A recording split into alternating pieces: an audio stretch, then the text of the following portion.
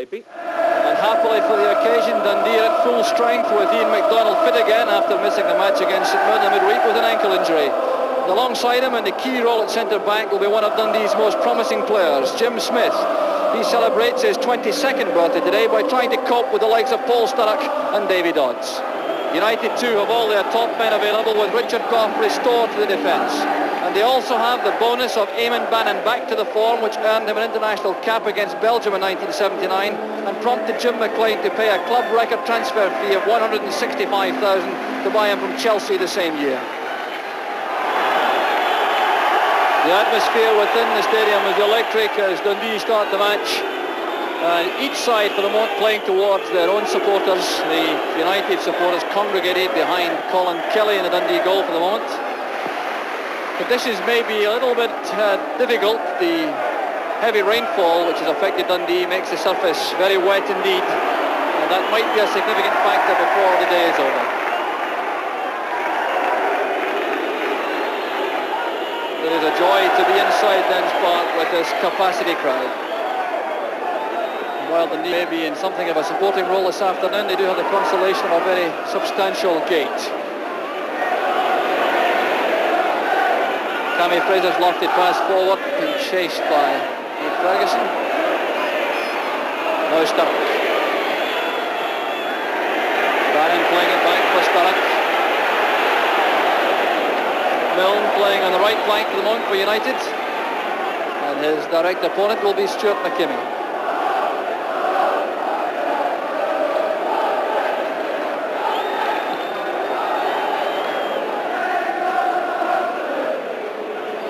Pass the header. Neri is playing in midfield, right in the middle of midfield for United. Gough and Hegarty are the twin centre halves. Now passing Stark at fullback. Here's Neri. Now Sturrock. Milne coming inside McKimmie. Dodds to the left. Absolutely unbelievable. 4 minutes gone. Ralph Milne conjures up a masterly opening goal. And no wonder he's getting the applause from his teammates and from the huge United support. Developed from midfield, Neri to Sturrock. Ralph Milne checked inside Stuart McKimmie, took the ball forward, he had men in the left, men on the right, saw Kelly off his line, and the chip shot left the keeper helpless. This is Glennie. Well tackled by Gough initially, and Bannon takes over. Stark immediately providing support deep on the right. Stark combining on the right. Now Sturrock. Brought down from behind by Ian MacDonald, is clearly upset about the decision. But this is a promising situation for United to try to exploit. The dead ball expert is Eamon Bannon, hence the diligence being shown by Colin Kelly.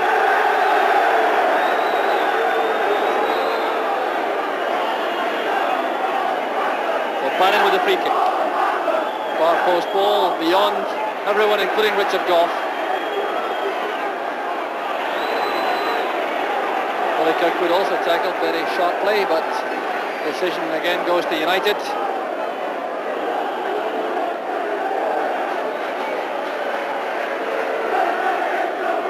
Bannon with the throw. Sturrock the target, leaving it to Neri. Neri goes down, the penalty is given. And the Dundee players now begin the protest towards the referee. 10 minutes on the clock, United get the perfect opportunity to make it 2. The Dundee players crowding around the referee, but really I think the replay may well show that he was absolutely right. The throw-in coming in, Sturrock left it for Neri, tried to take the Dundee defence on the burst. He was brought down as he went through, and that's why the penalty was given. So once the referee sorts out the dissenting Dundee players, it'll be Eamon Bannon to take the penalty. So Bobby Glennie's protests have been too vehement.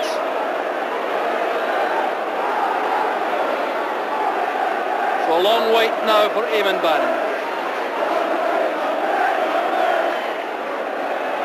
The yellow card is shown to Bobby Glennie. Colin Kelly now becomes a vitally important man in that Dundee goal. Eamon Bannon now for United.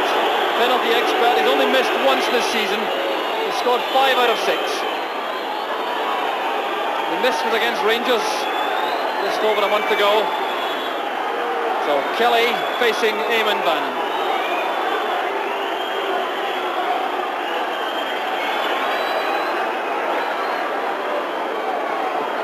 The referee still not satisfied that the goalkeeper is on his line and standing still. So what a warning from referee George Smith. Very long time before this kick will be taken. Here's Bannon. He saved it the first time, but Bannon makes it on the rebound. United go 2 in front, 11 minutes on the clock. And Bannon really was very fortunate. The penalty lacked a bit of his normal conviction. Kelly got down to it very rapidly indeed. A good save it was.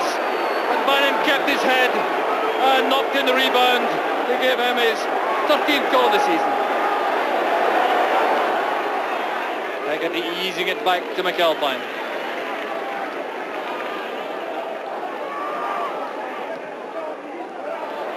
Dodds making that run away from Smith to find space. Bannon now to start.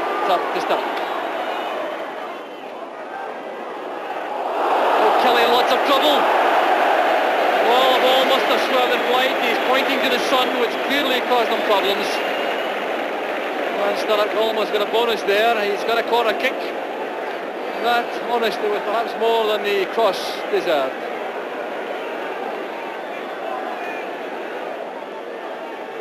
Bannon fighting it in. Kelly beating it away from Goff. Sinclair holding it up for Dundee, waiting for support to arrive. And Ian Ferguson. Good play from Ferguson. Goff has come across to meet him. Outside of the right foot, trying to slant the ball across, but too long for Eric Sinclair.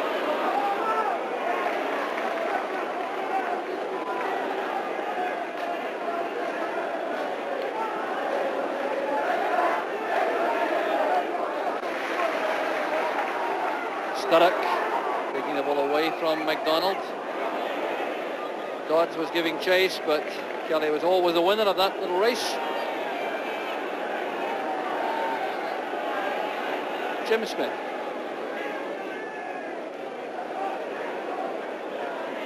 Ferguson back to Sinclair. Gregory showing lots of bite. Coming from the back. Stopped by Glennie. Now Ian Ferguson again, the chance to send over a testing cross. And Stark very wisely playing the ball behind. He didn't chance the ball reaching Hamish McAlpine with the Dundee forwards racing in.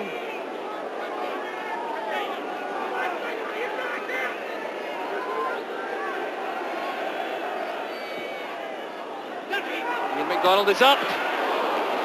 Clean, positive header, but McAlpine right in line.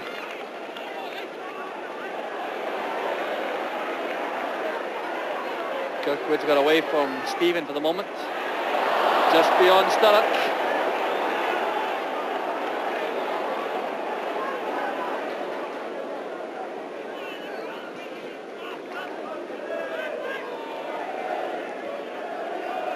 Sinclair did well with a high ball. Now Albert Kidd. Back to Ferguson. Aiming for Sinclair in the box. And Goff had to look very lively indeed as Kidd closed in on him. Still remain calm. Turning it behind under a lot of pressure. It would have been so easy to make a drastic mistake in that situation. And in fact, the free kick has been given for an offside decision.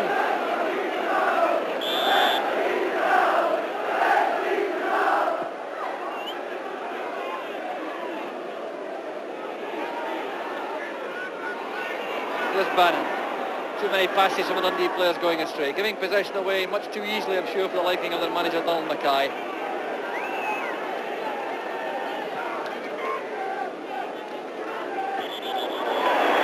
Gregory's header, he adjusted into the right position in front of Eric Sinclair, who is guilty of that foul.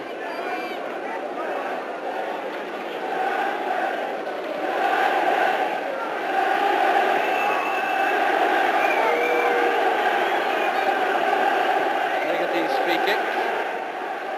Dodds couldn't make it. Bannon's got it. There's Davy Dodds, but that's goal number 3. Now the referee waving play on. The linesman didn't give it. Well, it must have been very close indeed.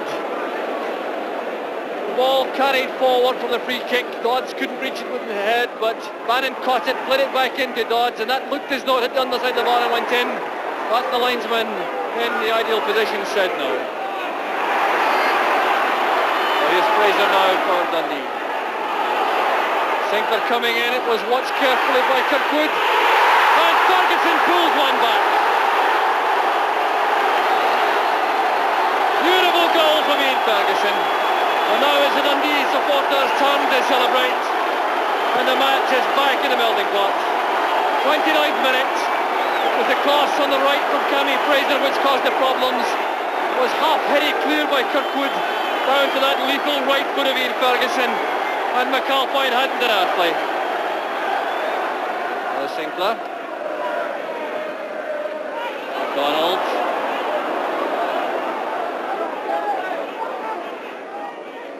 Stark now to Kirkwood, and McKimmie quickly into the tackle. United get the throw. McKimmie's upset about that. Albert Kidd also protesting. Now into time added on for stoppages in the first half. Booing the referee's decision, which will affect George Smith not one little bit.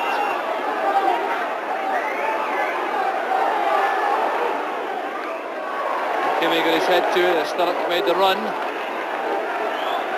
Got a stalemate now on the near side of the field. Let's see if Sturrock can change things. No, the half-time whistle goes. The teams depart after a sizzling first half. Great entertainment. United getting off to the best possible start when Ralph Milne scored that picture goal in just 4 minutes to give them the lead. Then Eamon Bannon made it 2 when he knocked in the rebound after his penalty was brilliantly saved by Colin Kelly.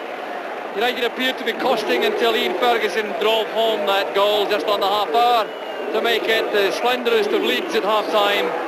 So teams depart, the match still wide open. It's Dundee 1, Dundee United 2.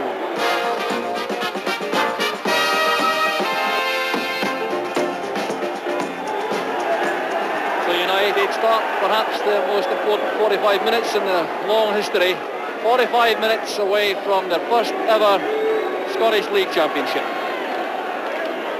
21 years since the championship came to Dundee, and that time it came to Dens Park.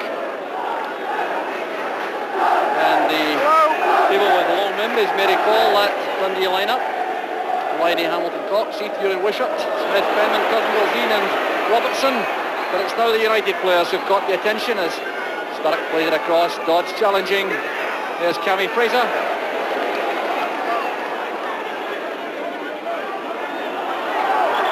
Bannon is penalised, clashing with Cammy Fraser.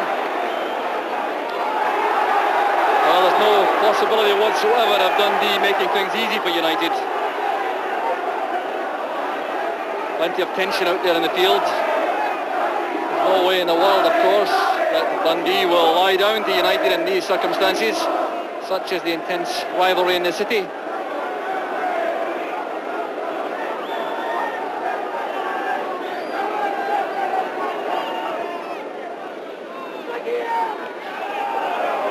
Ball carries out, and that'll be a throw this time to United and Morris Malpass.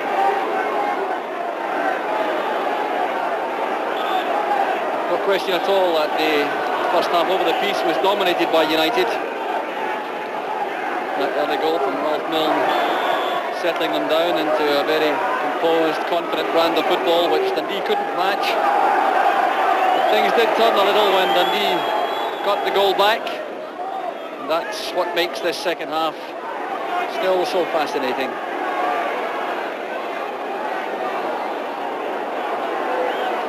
Cammy Fraser taking the throw, a very important player for Dundee in the first half. Dodds is brought down. Straight up the field, not hanging about to discuss it with any of the Dundee players. Ian Ferguson was the culprit.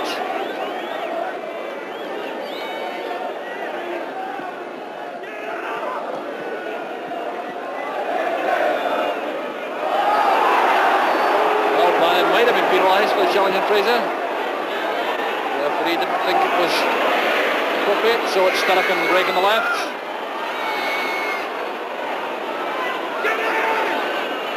Smith, careful with the pass back.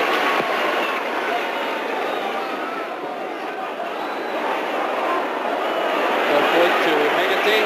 Kirkwood immediately hangs back to cover his skipper. So did David Neary. It's Neary who's in the back four for the moment.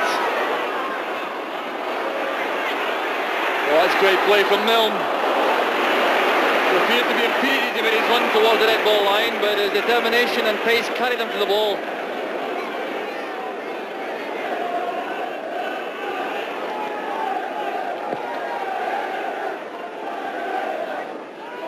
Sinclair's head flick.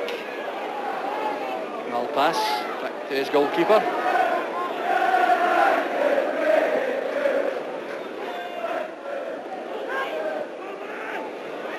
Goff. Good play from Sturrock, he's away from Glennie. Smith coming across. Bannon's inside, still Paul Sturrock. Got it beyond the keeper. That's a corner kick. Great play from Sturrock. Very positive running at the Dundee defence, almost gained its reward.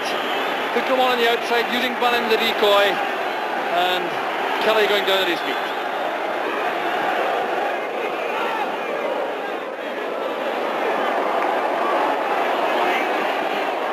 Trying to get outside Morris Malpass. Free kick I think has been given, pushing on Ferguson by Malpass. So this is very dangerous for Dundee United.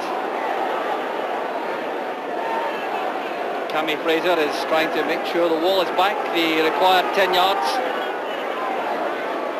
Everyone back now for United. Fraser lofting it in. It's a fine header, Albert Kidd.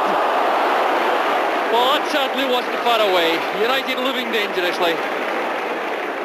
Delightful little chip across from Cammy Fraser. The header back toward the near post. Found Albert Kidd. He couldn't get high enough to knock the ball into the bar. And that's a life for Dundee United. Bannon being challenged by Fraser. Referee is checking his watch all the time. The whistle will go at any second, and there it is! Dundee United are the Scottish League champions. There's the man who created it all. 13 years at Tannadice. Jim McLean departs. Still doesn't manage to smile, but you can be sure there's contentment in his heart. Dundee United do not have to wait for any news from elsewhere in the country. It's the second occasion for celebration in the North East in a matter of days. United have won the ultimate domestic honour for the first time in their history, and how their supporters are enjoying it. 1 or 2 on the field. Police are also there. The players now enjoying the moment which they obviously were scared to believe could ever happen. So McLean, many congratulations. Even a man like yourself will permit a smile now, I'm sure. Yeah, it's just about. We're obviously very pleased. Thanks very much. Did you feel at any stage during the game that things were beginning to slip away a wee bit? To be completely honest, I wasn't, as usual, not satisfied with the performance here today. But there's no way that we can criticise them. At the end of the day, we did the job.